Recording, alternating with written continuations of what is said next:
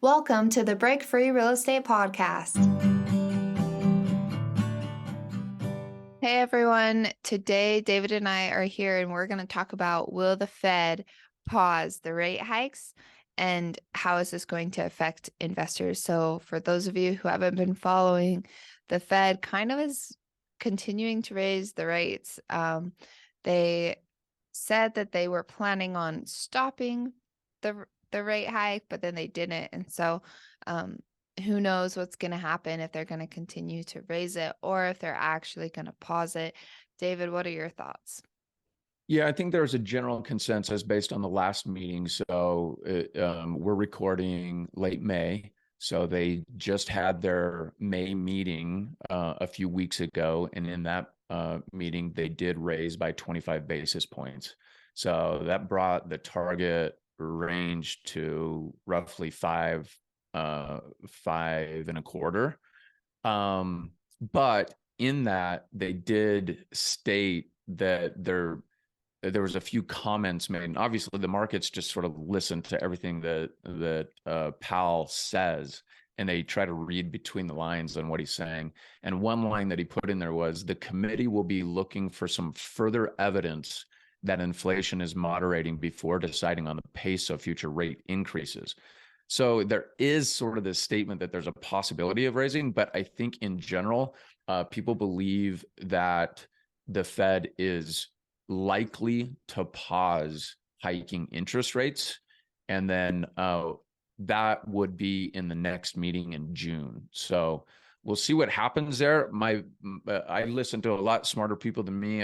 I listen. There's a great podcast out there called the Rate Guy podcast with JP Conklin. He does a fantastic job of monitoring just anything interest rate and interest rate caps. And he believes that the Fed will pause. And he, in his most recent episode, he mentioned that he thinks that they'll pause, but it'll be a prolonged pause, meaning they won't decrease rates, or they won't start cutting rates as soon as he had predicted in the past. So they'll pause this next meeting, and then the pause will be prolonged. And so it'll sort of stay stagnant for a time. And then he mentioned that he thinks that they will start cutting in the first quarter of next year. So be interesting to see what happens. But I think everybody's betting on a Fed rate pause in this next meeting in June. Yeah, I'm going to go against everyone. And I think the Fed's going to hike it again, just because I want to be difficult. Just because you want to be contrarian. I don't know. I Well, think there's a good chance that they're going to continue to raise it, because the fact of the matter is inflation is still ridiculously high, and you still have a lot of money floating around the real estate market. And I think from what I've learned, is that it could be more detrimental if they pause too early. And so I think that they're going to be,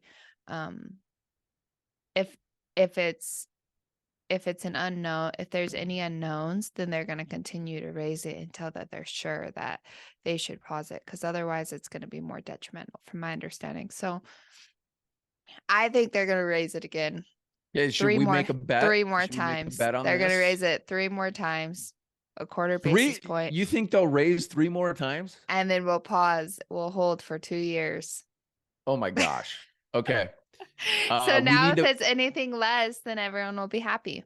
Well, how about this? What if we make a bet? We'll do lunch. If they hike this next meeting, I owe you lunch. If they pause, you owe me lunch. Okay. All right. Sounds good. I like it. We'll come back. Steak. We'll report. We'll report next month on who won lunch. Okay. Sounds great. And then let's cover just briefly how the rate hike's gonna affect investors. So, in my opinion, numbers are numbers. And so the only way it should affect you is you go into your spreadsheet and you change the percent to whatever the percent's going to be raised to.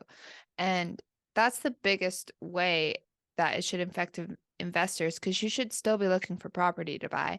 You should still be analyzing properties. You should just change, like, your numbers are just going to change a little bit. You're going to have a little bit less cash flow, which is fine, because remember, it's for a couple years max, and then you could probably refinance into a lower rate.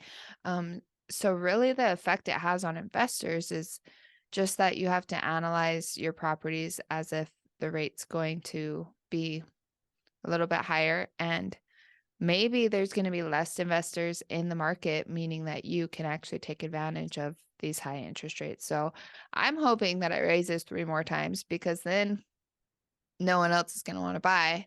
And then I can swoop in, and because I'm not scared. Well, if it raises 3 more times, there's a high likelihood that we'll be in a recession, a technical recession. So I don't think that's going to happen, as I've already mentioned. That being said, I think it's also important to note that the Fed rate isn't directly correlated to mortgage rates. The 30-year and 15-year mortgage rate, although influenced by the Fed rate, like, people need to understand that this isn't a direct correlation. So if the Fed does hike interest rate, it doesn't mean that, but if the Fed hikes interest rates by 25 basis points, it doesn't necessarily mean that the 30-year or the 15-year mortgage rate is actually going to go up by 25 basis points. But there is a connection. It's just not directly correlated. So, for example, like right now, the Fed rate is sitting between 5 and 5.25, whereas the 30-year fixed as of the 18th was sitting at 6.39. So there's a spread between the Fed fund rate and what these interest rates settle in at, and a lot of it's dictated by stability in the market. So these interest rates are affected by how stable the market is and the predictions that people are making about what's happening with the economy. And the banks need to lend their money out at a price that's going to be competitive, at an interest rate that's going to be competitive, but also give them enough safety, a margin of safety. So if there can be a pause, if the Feds do pause, then it would indicate that there's going to be a little bit more stability in the market moving forward, and likely not going to go back up. It's very unlikely that the Fed will pause and then hike again later. They don't, that would give a horrible sign to the market. So if they do pause, it's going to indicate to the market that there's some stability, and that will either stay stagnant or potentially drop in the future, which will likely lead to interest rates coming down slightly because of that stability. So the way that it impacts us, to your point, is the Fed fund rate does have some correlation to mortgage rates. If they hike, we're likely to see rates either stay the same or potentially go up a little bit. But if they pause, or even start cutting the end of this year, first part of next year, then we're going to see rates come back down. It's going to spur the economy a little bit more, and we'll probably see real estate prices continue to stay strong, if not go up again in the coming year. So it'll be interesting to see how it plays out.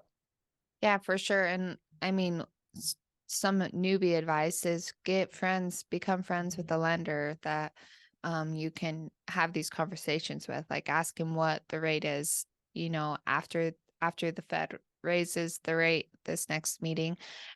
Call up your lender and say, like, how is this going to affect your rates? And a lot of the times they'll be able to give you a rough idea, even without you doing a loan application or anything. So that's it for today. For more daily investing tips and real estate secrets, don't forget to visit breakfreerealestate.com, and make sure to like, subscribe, and share our podcast. We will see you tomorrow.